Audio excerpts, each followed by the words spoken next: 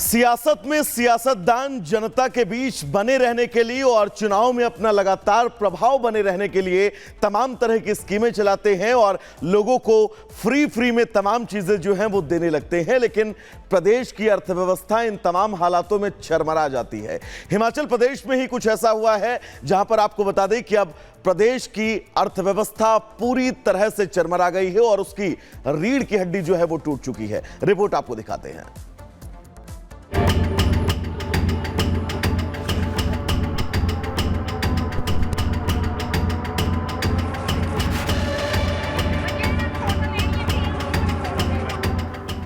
कहते हैं कि जितनी चादर हो उतने ही पैर पसारना चाहिए, लेकिन ये बात आज के राजनेता सत्ता की हसरत में कुछ इस तरह भुला देते हैं कि राज्य की जेब जवाब देने लगती है।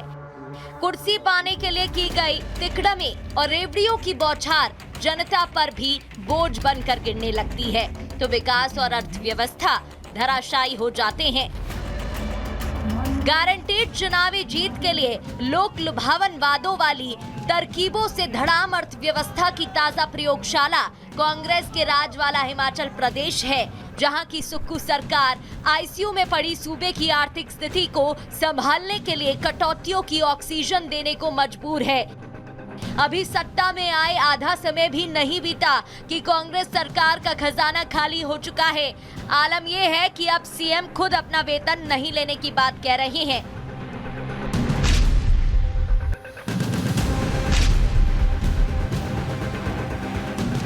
हिमाचल प्रदेश की आर्थिक स्थिति देश की सियासत और सोशल मीडिया पर चर्चा का केंद्र है, जहां राज्य चलाने के लिए पर्याप्त राजस्व की कमी हो गई है। हालात इतने बिगड़ गए हैं कि स्वयं मुख्यमंत्री ने ऐलान कर दिया कि वो अपने 2 महीने का वेतन और तमाम भत्ते नहीं लेंगे। इतना ही नहीं, विधानसभा में इस बारे में बताते हुए सीएम सुक्खू ने कहा कि उनकी सरकार के सभी मंत्री और मुख्य संसदीय सचिव भी अगले 2 महीने तक वेतन और भत्ते नहीं लेंगे। सभी मंत्रिमंडल वाले के सदस्यों ने ये तय किया कि जब तक प्रदेश की आने वाले समय में जो सुधार और अच्छा नज़र आता है, 2 महीने तक ना पे लेंगे, ना टीए लेंगे, ना डीए लेंगे। और यही अनुरोध मैंने जब अपने सीपीएस साथियों से कहा, उन्होंने कहा 2 महीने तक हम भी नहीं रहेंगे। महज ये छोटा सा अमाउंट है, लेकिन एक सिंबॉलिक अमाउंट है। संकट में राज्य की आर्थिक स्थिति पर सीएम के आह्वान पर पार्टी के दूसरे नेताओं ने भी बिना देर किए समर्थन का भरोसा दे दिया। अच्छा इनिशिएटिव मुख्यमंत्री जी ने लिया है एंड लीडिंग बाय एग्जांपल। उन्होंने 2 महीने के लिए सभी जो मंत्री है, चेयरमैन है और जितने हमारे सीपीएस है, सबके वेतन को 2 महीने के लिए रोका है। और आने वाले समय में विधायकों से भी अपील करी है कि उनको भी कुछ समय के लिए अपने वेतनों को छोड़ना चाहिए, ताकि हमारे प्रदेश में जो वित्तीय संकट है उससे निकलने में छोटा सा सहयोग हो सके। और हम लगातार प्रदेश में संसाधनों को मजबूत करने के लिए पूरा प्रयास कर रहे हैं। आर्थिक संकट से घिरे हिमाचल प्रदेश को उभारने में नाकाम कांग्रेस सरकार पर बीजेपी हमलावर है। पार्टी का साफ कहना है कि देवभूमि में आर्थिक संकट के लिए सुक्खू सरकार की तरफ से बनाए गए संसदीय सचिवों और दर्जा प्राप्त कैबिनेट मंत्रियों, चेयरमैन को दी जा रही सुविधा और फिजूल खर्ची पूरी तरह जिम्मेदार है। आर्थिक संकट है प्रदेश के ऊपर और 2 महीने तक सैलरी नहीं है। मुझे नहीं मालूम कि उससे कितना फर्क पड़ेगा प्रदेश की आर्थिकी पर, लेकिन जिन चीज़ों से सही मायने में असर पड़ता है, प्रभाव पड़ता है, उन पर अमल करने की आवश्यकता है। सीपीएस आपने जो कॉन्स्टिट्यूशन के मुताबिक नहीं बन सकते वो आपने बना करके रखें। कैबिनेट के दर्जे के साथ आपने बहुत सारे लोग बना के रखे हैं, चेयरमैन बना रखे हैं, और जिस प्रकार से सारी चीज़ें सुविधाएं उनको उस प्रकार से दी गई है, तो निश्चित रूप से मैं मानता हूं कि इससे सारी चीज़ों का समाधान नहीं है। आर्थिक संकट और कर्ज के बोझ तले दबे हिमाचल प्रदेश की खराब स्थिति किसी से छिपी नहीं है। साल 2022 के चुनावों को जीतने के लिए कांग्रेस ने जिन लोक लुभावन वादों के सहारे देवभूमि की सत्ता पाई थी, वही अब उसके गले की फांस बन गई है। मसलन क्यों चरमराई हिमाचल की अर्थव्यवस्था? ओपीएस बहाली से अर्थव्यवस्था पर भारी दबाव। हर महीने 300 यूनिट फ्री बिजली, महिलाओं को प्रति महीने 1500 रुपए, इसके चलते हिमाचल प्रदेश की अर्थव्यवस्था इस कदर बिगड़ गई है कि राज्य का पुराना कर्ज चुकाने को लेना पड़ रहा नया ऋण प्रति व्यक्ति कर्ज के हिसाब से दूसरे स्थान पर, प्रति व्यक्ति 1,17,000 रुपए कर्ज, कर्मचारी प्लस पेंशनर की 10,000 करोड़ की देनदारी बकाया, हिमाचल की रेवेन्यू डेफिसिट ग्रांट घटी, जीडीपी का 5% तक लोन की क्षमता घटकर 3.5%। साफ है, चुनाव जीतने के लिए रेवड़ियों की बौछार और सरकार में आने पर सौगातों का सैलाब आय व्यय का संतुलन बुरी तरह बिगाड़ देती है। ऐसे में इलेक्शन मैनेजमेंट और गवर्नेंस में जमीन आसमान का अंतर होता है, क्योंकि कोई भी चीज मुफ्त की नहीं होती है, उसकी कीमत कहीं ना कहीं तो चुकानी ही पड़ती है। ऐसे में हिमाचल की बिगड़ी आर्थिक स्थिति से फ्रीबीज की राजनीति करने वालों और उसके शिकार बनने वाले सभी लोगों को सबक लेने की जरूरत है। सियासत में सियासतदान जनता के बीच बने रहने के लिए और चुनाव में अपना लगातार प्रभाव बने रहने के लिए तमाम तरह की स्कीमें चलाते हैं और लोगों को फ्री में तमाम चीजें जो हैं वो देने लगते हैं, लेकिन प्रदेश की अर्थव्यवस्था इन तमाम हालातों में चरमरा जाती है। हिमाचल प्रदेश में ही कुछ ऐसा हुआ है जहां पर आपको बता दें कि अब प्रदेश की अर्थव्यवस्था पूरी तरह से चरमरा गई है और उसकी रीढ़ की हड्डी जो है वो टूट चुकी है। रिपोर्ट आपको दिखाते हैं।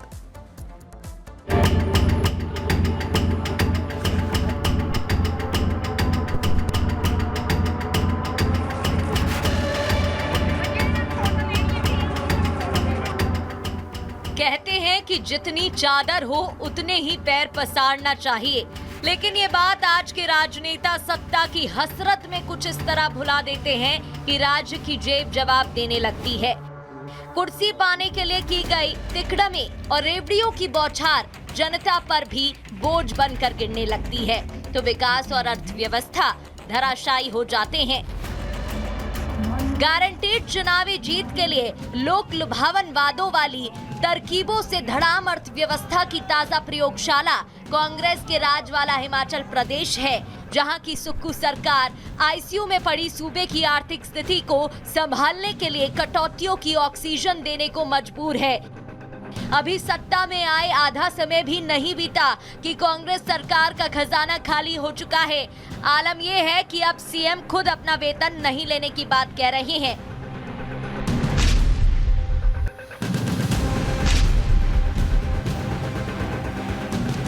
हिमाचल प्रदेश की आर्थिक स्थिति देश की सियासत और सोशल मीडिया पर चर्चा का केंद्र है, जहां राज्य चलाने के लिए पर्याप्त राजस्व की कमी हो गई है। हालात इतने बिगड़ गए हैं कि स्वयं मुख्यमंत्री ने ऐलान कर दिया कि वो अपने 2 महीने का वेतन और तमाम भत्ते नहीं लेंगे। इतना ही नहीं, विधानसभा में इस बारे में बताते हुए सीएम सुक्खू ने कहा कि उनकी सरकार के सभी मंत्री और मुख्य संसदीय सचिव भी अगले 2 महीने तक वेतन और भत्ते नहीं लेंगे। सभी मंत्रिमंडल वाले के सदस्यों ने ये तय किया कि जब तक प्रदेश की आने वाले समय में जो सुधार और अच्छा नज़र आता है, 2 महीने तक ना पे लेंगे, ना टीए लेंगे, ना डीए लेंगे। और यही अनुरोध मैंने जब अपने सीपीएस साथियों से कहा, उन्होंने कहा 2 महीने तक हम भी नहीं रहेंगे। महज ये छोटा सा अमाउंट है, लेकिन एक सिंबॉलिक अमाउंट है।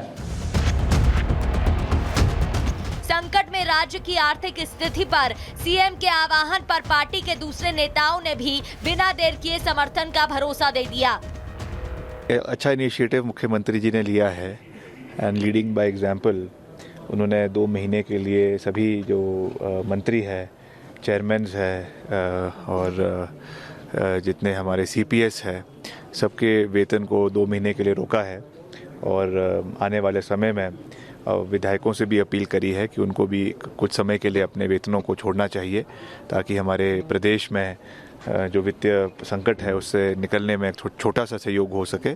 और हम लगातार प्रदेश में संसाधनों को मजबूत करने के लिए पूरा प्रयास कर रहे हैं। आर्थिक संकट से घिरे हिमाचल प्रदेश को उभारने में नाकाम कांग्रेस सरकार पर बीजेपी हमलावर है। पार्टी का साफ कहना है कि देवभूमि में आर्थिक संकट के लिए सुक्खू सरकार की तरफ से बनाए गए संसदीय सचिवों और दर्जा प्राप्त कैबिनेट मंत्रियों, चेयरमैन को दी जा रही सुविधा और फिजूल खर्ची पूरी तरह जिम्मेदार है। आर्थिक संकट है प्रदेश के ऊपर और 2 महीने तक सैलरी नहीं है। मुझे नहीं मालूम कि उससे कितना फर्क पड़ेगा प्रदेश की आर्थिकी पर, लेकिन जिन चीज़ों से सही मायने में असर पड़ता है, प्रभाव पड़ता है, उन पर अमल करने की आवश्यकता है।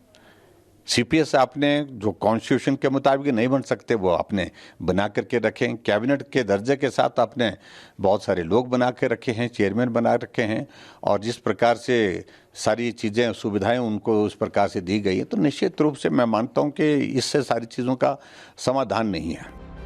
आर्थिक संकट और कर्ज के बोझ तले दबे हिमाचल प्रदेश की खराब स्थिति किसी से छिपी नहीं है। साल 2022 के चुनावों को जीतने के लिए कांग्रेस ने जिन लोक लुभावन वादों के सहारे देवभूमि की सत्ता पाई थी, वही अब उसके गले की फांस बन गई है।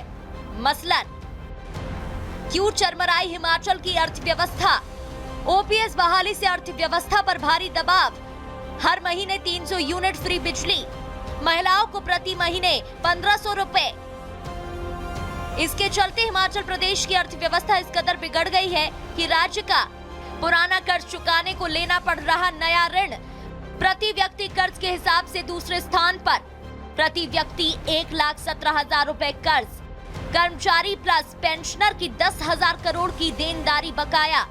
हिमाचल की रेवेन्यू डेफिसिट ग्रांट घटी। जीडीपी का 5% तक लोन की क्षमता घटकर 3.5%। साफ है, चुनाव जीतने के लिए रेवड़ियों की बौछार और सरकार में आने पर सौगातों का सैलाब आय व्यय का संतुलन बुरी तरह बिगाड़ देती है। ऐसे में इलेक्शन मैनेजमेंट और गवर्नेंस में जमीन आसमान का अंतर होता है, क्योंकि कोई भी चीज मुफ्त की नहीं होती है, उसकी कीमत कहीं ना कहीं तो चुकानी ही पड़ती है।